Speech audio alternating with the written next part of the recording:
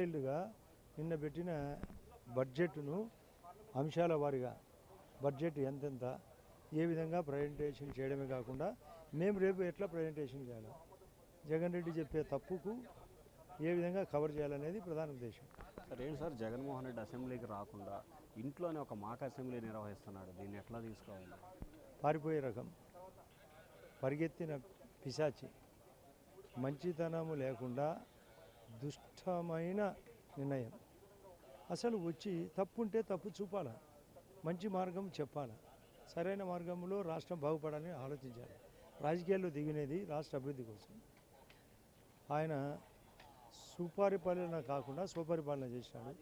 భారత రాజ్యాంగాన్ని పక్కన పెట్టి భారతీయ రాజ్యాంగాన్ని మెయింటైన్ చేసినాడు. అందులో భాగమే ఈ యొక్క పదాలు, ఇష్టం వచ్చిన సోషల్ మీడియా. అసలు 2,94,500 కోట్లు ప్రవేశపెట్టడము, ప్రతి నిధి దాంట్లో చూపినారు లేదా? కడపలో కూడా స్టీల్ ఫ్యాక్టరీ, తాను ఫౌండేషన్ వేసిన స్టీల్ ఫ్యాక్టరీకి అప్రూవల్ చేశాను. బేసిజం లేదు ఇక్కడ. పని జరగాల, మంచి జరగాల, అభివృద్ధి సంక్షేమం తోడు ఉద్యోగ ఉపాధి, శాంతి భద్రత, అన్ని అంశాలను దృష్టిలో పెట్టుకొని బడ్జెట్. సార్, ఈ సోషల్ మీడియా పోస్టులు కడప జిల్లాకు సంబంధించిన వర్రా రవీంద్రారెడ్డిని అరెస్ట్ చేశారు. సో ఏంటి సార్, ఆయన అందరి మీద పోస్టులు పెట్టారు, ఎందుకు కడప పోలీసులు మొన్న ఆ రకంగా వ్యవహరించారు? అసలు కడప పోలీసులు సరిగా ప్రవర్తించిన తీరు వలన ఎస్పీ గారు కూడా ట్రాన్స్ఫర్ కావడం జరిగింది. ఎస్పీ గారు ట్రాన్స్ఫర్ కావడం కూడా జరిగింది. కారణం స్పీడ్ యాక్షన్ చేయకపోవడం, సరైన యాక్షన్ చేయకపోవడం. నిన్న అరెస్ట్ చేయడము, వర్రా రవీంద్రారెడ్డి తోడు రాఘవరెడ్డి, అవినాష్ రెడ్డి పిఏ, భార్గవ్ రెడ్డి, సజ్జల రామకృష్ణారెడ్డి సకల శాఖ మంత్రి యొక్క కుమారుడు పుత్రరత్నం, వీళ్ళందరూ తాడేపల్లి జంక్షన్ పెట్టుకొని 3 రకాలుగా ఎలా సోషల్ మీడియా మెయింటైన్ చేయాలా, ఏ విధంగా. ఇది 2012 నుంచి కృష్ణానది ఎక్కడో మహారాష్ట్రలో పుట్టి మన మచిలీపట్నం దగ్గర కలిసినట్టు ఆ విధంగా పుట్టి పుట్టి పెరిగి పెరిగి పెరిగి పాపం పెరిగి ఇప్పుడు అందరూ అరెస్ట్ల పర్వం స్టార్ట్ అయింది. మరి వీళ్ళంతా ఇప్పటికే సజ్జల భార్గవ్ రెడ్డి హైకోర్టులో 2 బెయిల్ పిటిషన్లు దాఖలు చేశాడు. ఎమ్మటే అసలు కేసు నమోదైన విత్ నిమిషాల్లోనే బెయిల్ పిటిషన్ దాఖలు చేస్తున్నారు. అసలు వీళ్ళ పాత్ర ఉందా లేదా?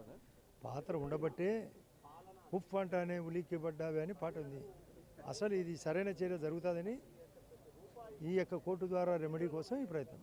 సార్, ఫైనల్గా అసలు ఈ సోషల్ మీడియా వ్యవహారంలో వైఎస్ వివేక హత్య కేసు విషయంలో కానీ, ఈ సోషల్ మీడియా విషయంలో కానీ అసలు ఎవరెవరు పాత్ర ఉంది?